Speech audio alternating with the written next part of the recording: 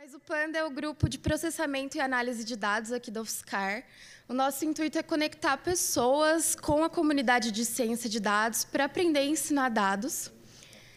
Hoje a gente tem 7 grupos com mais de 50 alunos aqui da UFSCar, estudando aprendizado de máquina, aprendizado profundo, BI e visualização, processamento de dados em escala, processamento de linguagem natural, SQL para análise de dados e séries temporais.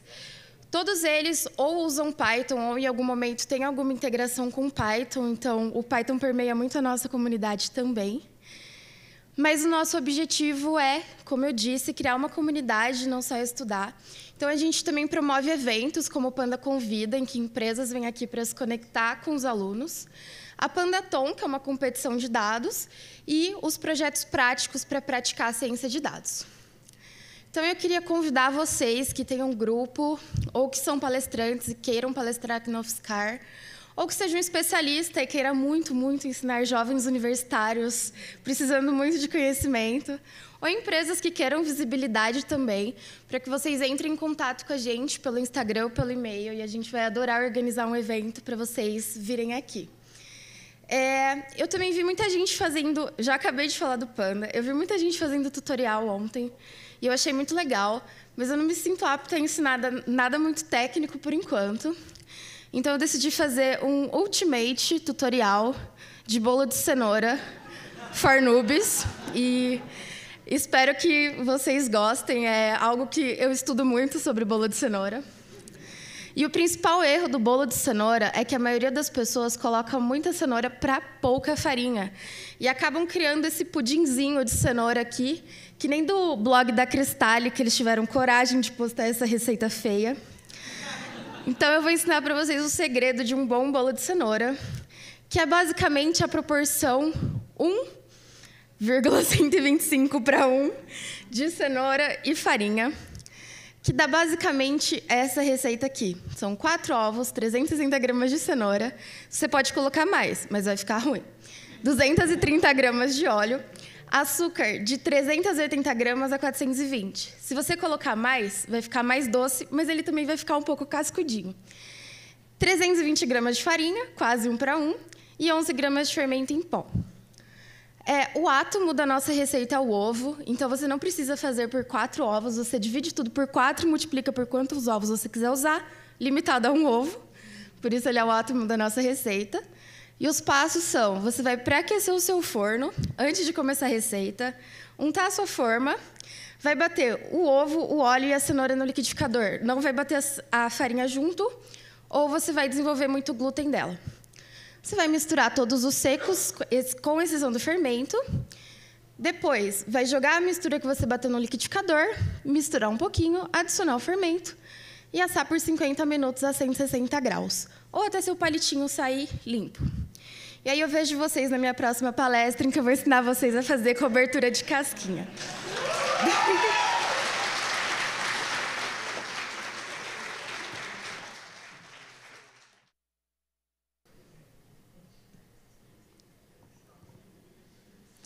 Agora foi. Boa tarde a todos, meu nome é Marcos. A Ana soltou um spoiler aí, sou representante do comitê de organização aí da Python Brasil desse ano, que vai acontecer no Rio de Janeiro. E esse é um convite especial da gente para todos os participantes da Python Sudeste, um cupom de desconto de 20% aí no ingresso até 31 de julho, só usar o código PAEC_2024. Esse QR Code vai direcionar você para o site do evento, que é atualizado constantemente. Lá tem as informações do local do evento, o site para fazer a compra do ingresso, e também estamos com o Call for Papers aberto. Quem quiser ser palestrante, ministrar um tutorial, são muito bem-vindos. Tá bom? E é isso. É muito bom estar aqui. Não é fácil organizar um evento Python. É um evento feito pela comunidade, para a comunidade, e é muito bom. Acabou.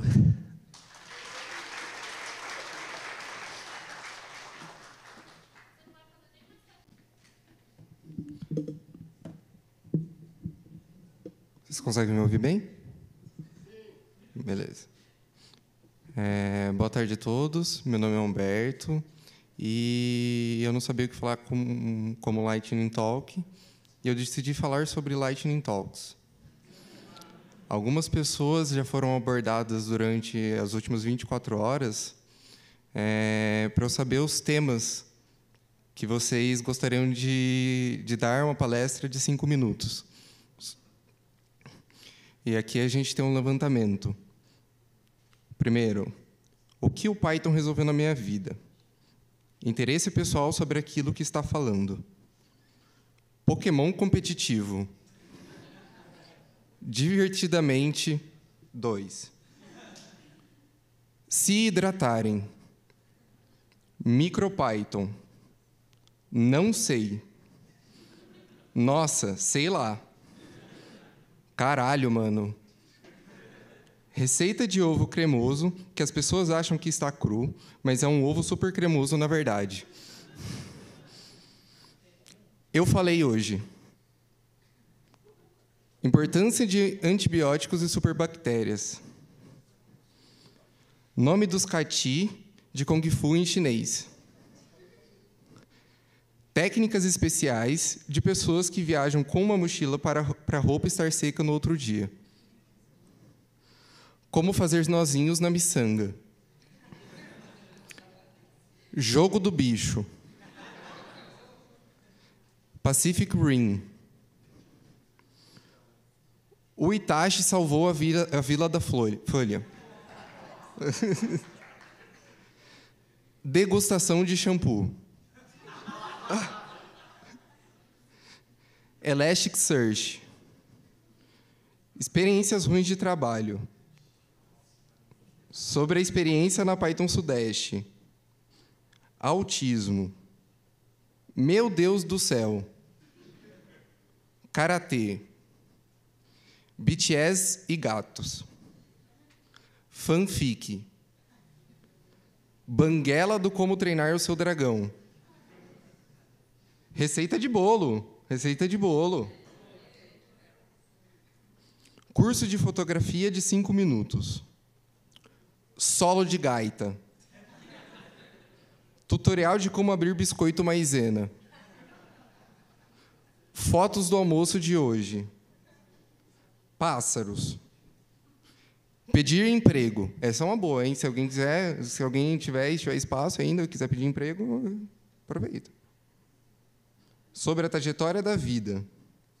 Desenhos absurdos com coisas do dia a dia. Cantar um baião. Bitcoin.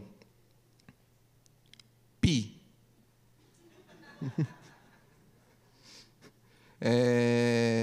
Imitar um saxofante, que é uma pessoa tentando imitar barulho de elefante. Melhores comentários na publicação do LinkedIn sobre vagas de emprego na empresa bosta.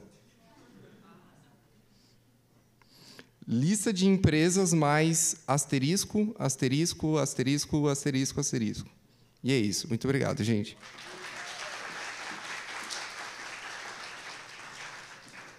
Mirror. Aí, galera. Tudo bom? Hoje eu vim falar para vocês sobre Silent Payments, também conhecido como BIP 352. Para introduzir um pouco o assunto, vou falar um pouco da importância de privacidade e, mais em particular, da privacidade financeira. Trouxe 3 exemplos aqui, então vamos correr neles. Um seria uma dissidente política. A Alice faz parte de um grupo que aceita doações via um serviço de crowdfunding. O Bob é o inimigo dela, ou desse grupo, e pode obter com os donos do serviço os dados dela sobre as doações recebidas. Um segundo cenário seria uma ajuda direta. Isso aconteceu recentemente com o Fábio Akita.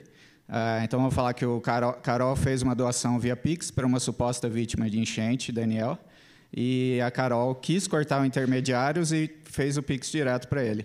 O Daniel agora possui o nome completo da Carol. Se ela não tomou cuidado com a chave Pix que ela usou, pode ser que tenha até o telefone, o CPF, alguma coisa bem pessoal. Um terceiro cenário aqui seria value for value. Então, vamos falar que existe aí um streamer chamado Eduardo, ele às vezes se classifica como mendigo, e mantém um QR Code durante as lives dele, que é uma chave pública de Bitcoin na tela todo o tempo para receber doações. O problema disso é que todos todos nós podemos consultar a blockchain do Bitcoin, que ela é pública, e ver o saldo do Eduardo facilmente. Isso, na real, aconteceu em 2013, com esse usuário do Reddit chamado Bitcoin Pitcher 2. A foto dele está aqui do lado. Ele apareceu na ESPN com um cartaz dizendo "Hi Mom, send Bitcoin" e um QR Code. Viralizou, o pessoal do Reddit abraçou a causa dele e doou o que, na época, lá em 2013, foi equivalente a $22 mil. A gente só sabe que foram 23 bitcoins. Né? Esse valor hoje seria um pouco mais alto, aqui, $1.300.000, sei lá. Então, talvez esse cara queira privacidade. Né? Às vezes ele está devendo para alguém, o pessoal fala, eu sei que você tem 1 milhão aí e tal. Beleza. Então, às vezes a gente pode achar que o Bitcoin, pelo fato de ter o pseudonimato, ele te dá privacidade, mas isso não é verdade. Todas as transações são públicas, então existem até empresas de chain analysis que conseguem linkar os envolvidos nas transações. Reuso de endereço público é uma má prática, não façam. Então, é por isso que todas as carteiras de Bitcoin hoje elas sempre geram um endereço novo a cada envio e recebimento. Mas você cobrir o caso da doação e ter isso num site requer um certo trabalho, então você vai ter que instalar um BTCP server, alguma coisa assim. Então, sempre gerar novos endereços. É aí que entra essa proposta, BIT 352, que é de Silent Payments, que é uma forma de você poder ter um endereço fixo que você pode tatuar num QR Code, colocar no fim da sua palestra e receber doação, de uma forma que os dois lados permanecem com a sua privacidade garantia. Então, quem recebe não sabe quem doou pode ter uma certa segurança de que alguém olhando a blockchain não vai conseguir linkar os dois lados da transação. E não há necessidade de um servidor para essa comunicação, assim como é o caso o BIP47, por exemplo, que é um jeito de fazer isso hoje, que é o que a Samurai Wallet fazia, mas precisava de um coordinator. E, sei lá, eu acho que a mensagem que eu queria trazer aqui... há uma prova de conceito, esse site Silentium.dev já tem uma implementação do BIP 352.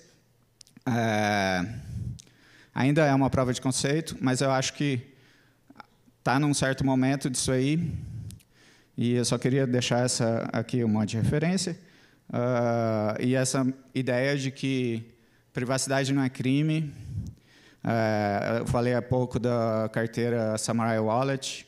Um dos desenvolvedores é um projeto de código aberto e um dos desenvolvedores dessa carteira está sendo, sei lá, perseguido, processado nos Estados Unidos porque fez código livre. E eu discordo disso. É isso. Silent Payments. Acompanhem.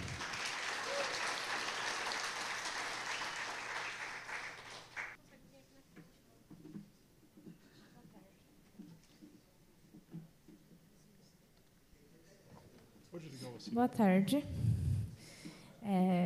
Meu nome é Ana. Eu sou cega autista. O Humberto meio que exploitou o tema que eu ia dizer, que é sobre o autismo. O autismo é uma neurodivergência, o que significa que é um caso neurológico, não é uma deficiência mental, e sim uma forma de desenvolvimento diferente do nosso cérebro. E essa forma diferente do nosso cérebro faz com que a gente tenha diversas peculiaridades no nosso comportamento e na nossa forma de sentir e de perceber o mundo ao nosso redor. Existem vários tipos de autismo, de formas em que o autismo é desenvolvido. Existem pessoas que não falam, existem pessoas que falam, existem pessoas que não conseguem ler, existem pessoas que conseguem ler, existem pessoas que, desde o desenvolvimento primário, lá quando tinham 2 anos de idade, já aprenderam a ler, como existem autistas que estão com 30, 40 anos e não leem nada. Existem autistas de 3 diferentes níveis de suporte, que é o nível de suporte 1, que é quando o autista precisa de suporte, mas não é tanto suporte. O nível de suporte 2, que que o autista precisa de mais suporte, que é quando ele não consegue fazer algumas tarefas tão bem quanto o autista de nível de suporte 1. E existe o nível de suporte 3, em que o autista precisa de muito suporte, porque ele praticamente não consegue viver sem que cada tarefa básica, o possível da vida dele, seja feita com suporte de outra pessoa, normalmente dos seus pais ou dos seus avós, por exemplo. Outra coisa sobre o autismo é que a gente costuma ter hipossensibilidade à dor, e hipersensibilidade a praticamente tudo. A gente consegue cheirar as coisas muito bem, a gente consegue ouvir demais, a gente consegue sentir o tato muito bem. Então, é muito comum, se você tocar no autista, você assustar ele. E isso que está em volta do meu pescoço são abafadores sonoros. Então, se você ver um autista com um abafador sonoro, sim, ele pode te ouvir quando você fala com ele, mas ele está abafando os sons à volta dele para que ele não fique sobrecarregado. E eu gostaria de falar, por final, do cordão. Esse cordão que tem quebra-cabeças, ele significa que a pessoa que está usando ele é autista. E ela tem atendimento prioritário, que é diferente de preferencial. Ela também tem um atendimento preferencial, mas ela tem atendimento prioritário, que é acima do atendimento preferencial nos lugares. E significa que é para simbolizar que é uma pessoa com uma neurodivergência. Então, é para as pessoas estarem conscientes de que aquela pessoa, ela vai se assustar se você tocar nela do nada, se você pegar ela desprevenida, se você gritar com ela, se você tentar contato visual com ela, porque comigo, que apesar de ser cega, eu tenho um pouco de visão, no metrô, às vezes eu olho para baixo para não ter contato visual e a pessoa faz assim, para tentar entender o que eu falei, porque eu falo baixo. Eu falo baixo e eu tenho consciência disso, mas eu não consigo falar mais alto. E aí a pessoa fala, oi? E aí eu fico desconfortável, porque eu não quero contato visual com a pessoa, e a pessoa simplesmente tentou contato visual comigo. Então, pensa que a pessoa que está com cordão não quer contato visual com você, porque contato visual é muito sobrecarregante. E outra coisa é que existe um símbolo novo, que é o símbolo do infinito, com arco-íris, e aparentemente estão fazendo um cordão com esse símbolo novo. Se tinha mais alguma coisa para eu falar...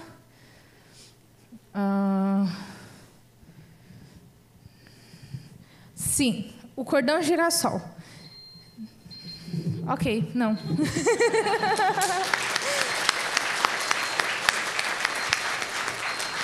Obrigada. Obrigado. Começou.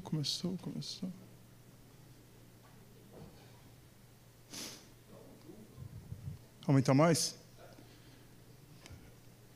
Quanto mais? Mais? Não vai caber, beleza. Tá, vamos lá. A ideia é essa. Vamos lá tentar.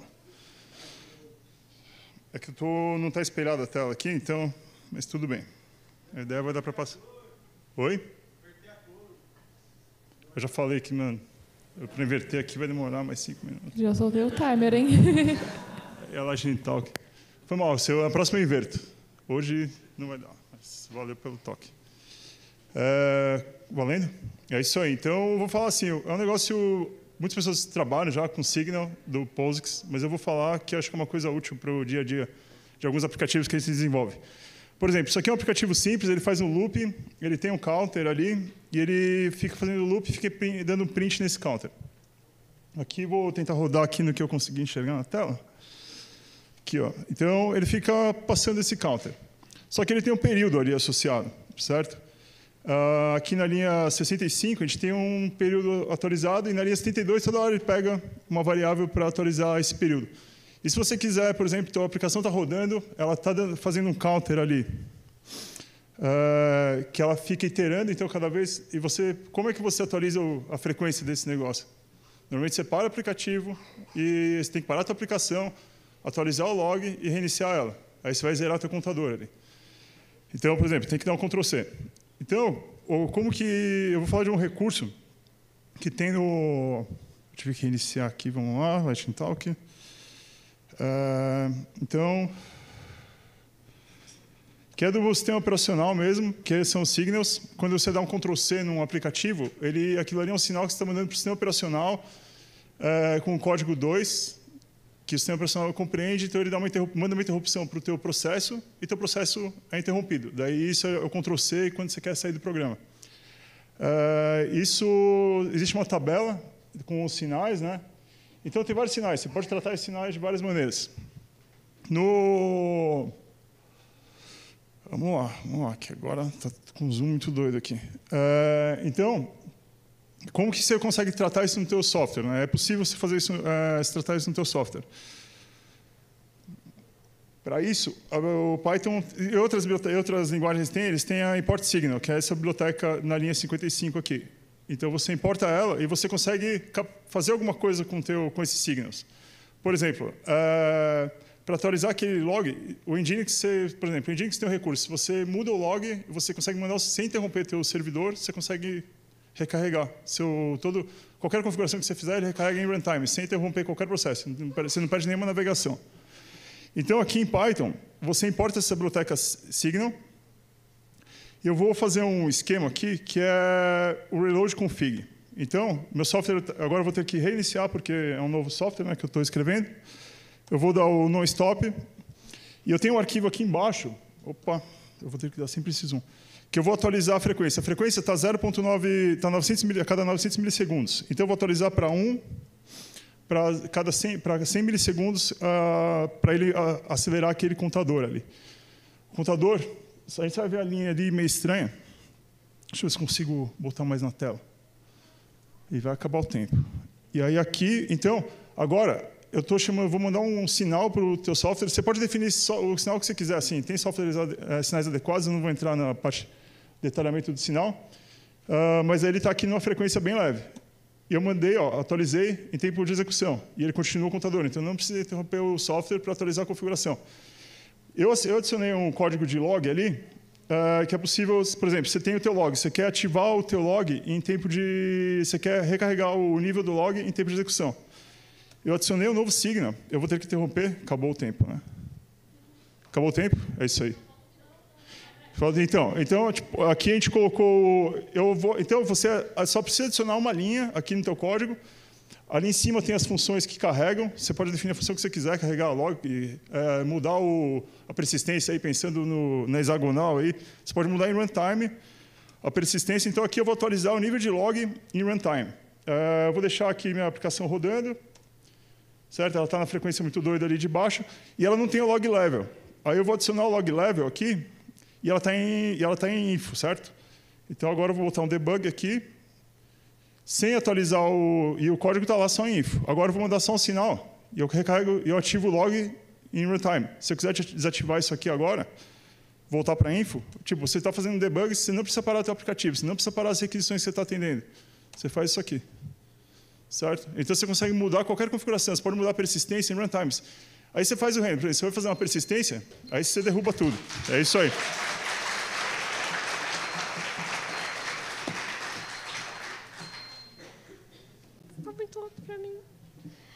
Oi, pessoal, vocês estão me ouvindo? Bem,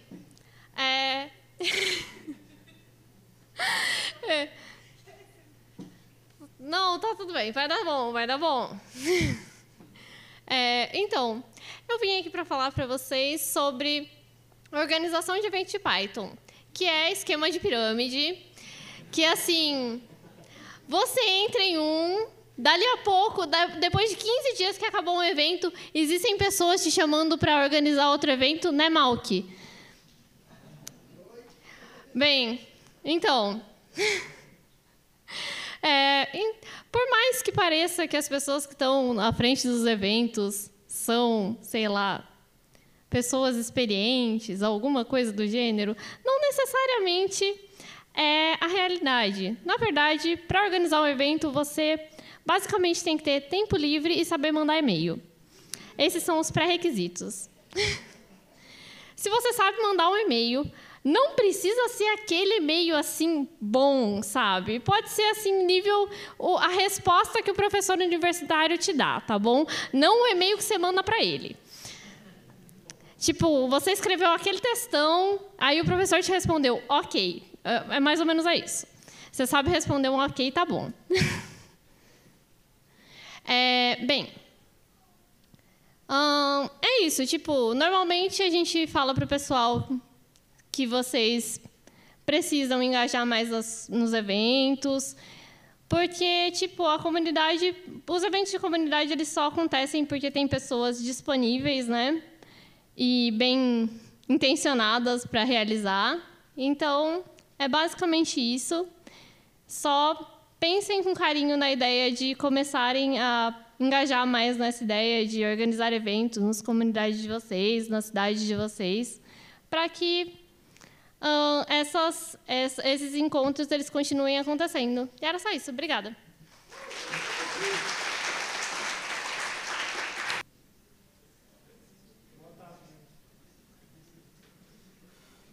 Só queria dar um adendo que essa aí é a melhor extensão, super recomendo, momento muito boa.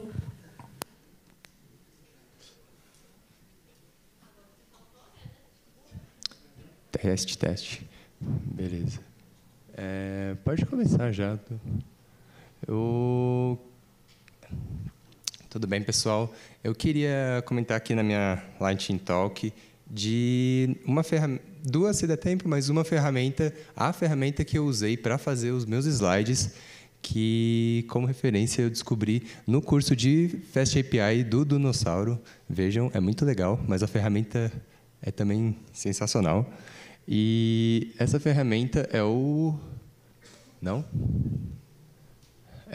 Aqui. Essa ferramenta é o MARP. É a ferramenta que eu usei para fazer meus slides. Com ela, eu tenho um problema muito chato, que eu odeio fazer slides, porque se eu fazer um slide, eu penso em todas as coisas dele ao mesmo tempo. Eu penso no conteúdo e eu penso na estética dele ao mesmo tempo. E eu odeio pensar isso. Eu queria uma forma de fazer o meu conteúdo sem precisar pensar na minha estética ao mesmo tempo. E essa ferramenta maravilhosa que me permitiu fazer isso. Eu consigo escrever os meus slides em Markdown e eu ver e pensar... Puta, tá preto, mas... Deu, tá bom. E pensar na estética deles depois. Isso daqui é um exemplo de slide. Então, o que eu preciso fazer é só baixar. Aqui o VS Code ele tem uma extensão do MARP. Então, posso colocar só o MARP True aqui, no caso, depois que eu baixei essa extensão. Isso daqui é um slide. E aí eu vou mostrar um preview dele, que a extensão ele mostra. Esse aqui é o slide. Esse daqui já é outro slide, que eu coloquei uma imagem dele. Esse daqui é um terceiro slide e um quarto slide com um tópico. Aí ele tem um monte de features legais, mas principalmente esse ponto de eu não precisar ficar me concentrando na parte estética primeiro, eu consegui fazer o conteúdo e depois eu me penso na parte estética. Uma feature interessante dele é ele tem listas fragmentadas, digamos assim. Esses 3 bolinhas aqui, por exemplo, quando eu... Esse aqui é o slide que eu gerei daquele ali. Eu tenho aqui esse slide. Vocês viram, eram 3 tópicos e ele separa em 3 slides automaticamente. Eu não precisei ficar copiando o slide e fazer 3 deles copiados com uma bolinha a mais. E aí é isso. Essa é uma ferramenta muito legal, MARP It. E aí a próxima ferramenta também que eu usei para fazer alguns códigos da minha apresentação foi o Carbon, que ele deixa seus slides também, seus códigos nos slides mais bonitinhos. Ela está com fundo escuro, então não vai dar para ver nada. E esse eu acho que eu não consigo mudar, mas é uma ferramenta que Carbon para você colocar código nos seus slides de uma forma mais bonitinha, mais concisa e você consegue mudar fonte, letra e tudo mais. E aí foi com eles que eu fiz os meus slides aqui. Aqui, que para quem viu minha palestra, abaixo os prints, olha os logs, tudo isso daqui foi feito com o MARP. E é isso, no geral. Usem as ferramentas, testem e fuçem as ferramentas que vocês conheceram aqui no evento. É isso.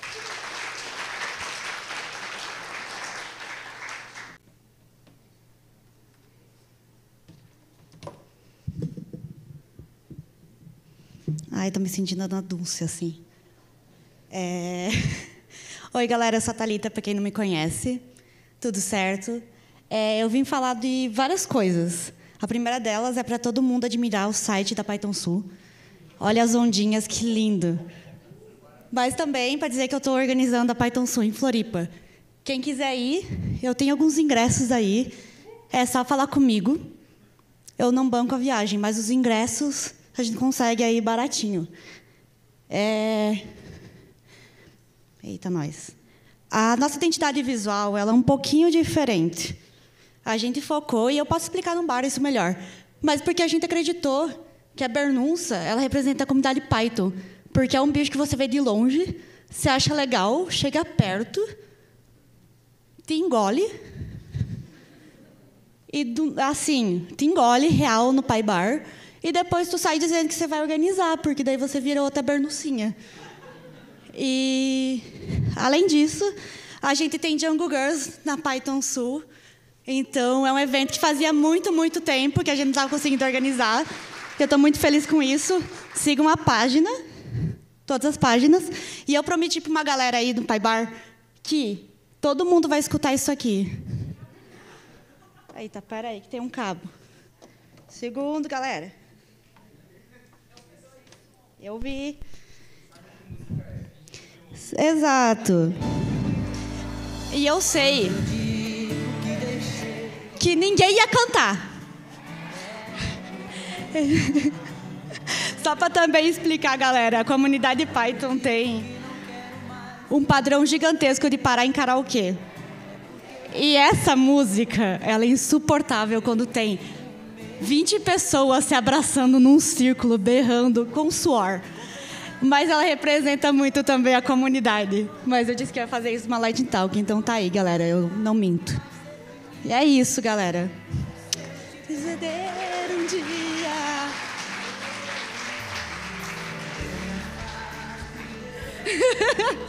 Vai ficar. Até mais.